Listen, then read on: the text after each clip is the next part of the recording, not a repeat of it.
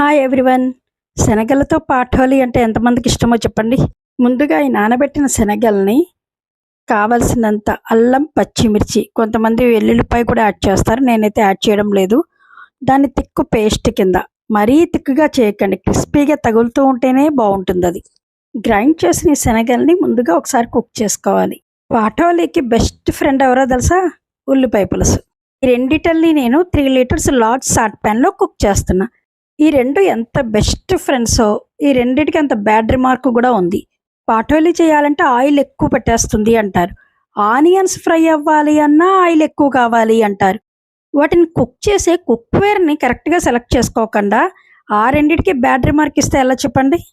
అందుకే నేను ఇక్కడ కంప్లీట్ స్టెయిన్లెస్ స్టీల్ కుక్వేర్ని సెలెక్ట్ చేసుకున్నా. 1 స్పూన్ ఆయిల్ తోటి పాటోలీ అంతా రెడీ అయిపోతుంది. ఇంకా ఆనియన్స్ చూసారుగా ఇందాక, ఈవెన్ కుక్ అయిన తర్వాత కూడా వాటి కలర్ చేంజ్ అవ్వాల, ఎంత ఈజీగా కుక్ అయిపోయాయో. నెక్స్ట్ వన్ మోర్ ఏంటంటే, నేను ఆయిల్ తక్కువ వేసాను కదా, ఎక్కడైనా మాడిపోతుందేమో అని భయపడచ్చు ఎవరైనా. ఇక్కడ ఎంత పొడి పొడిగా ఏమీ మాడిపోకుండా ఎంత కలర్ఫుల్గా వచ్చిందో చూడండి పాటోలీ. సో ఇంకెందుకు లేటు, పాటోలీ ఆనియన్ సాంబార్ కాంబినేషన్లో తీసుకోండి. రైస్లో ఒక్క ముద్దతో మొదలెట్టి హెవీ లోడ్ అయ్యే వరకు వదలాలనిపించదు. ఇంకెందుకు లేటు, ట్రై దిస్.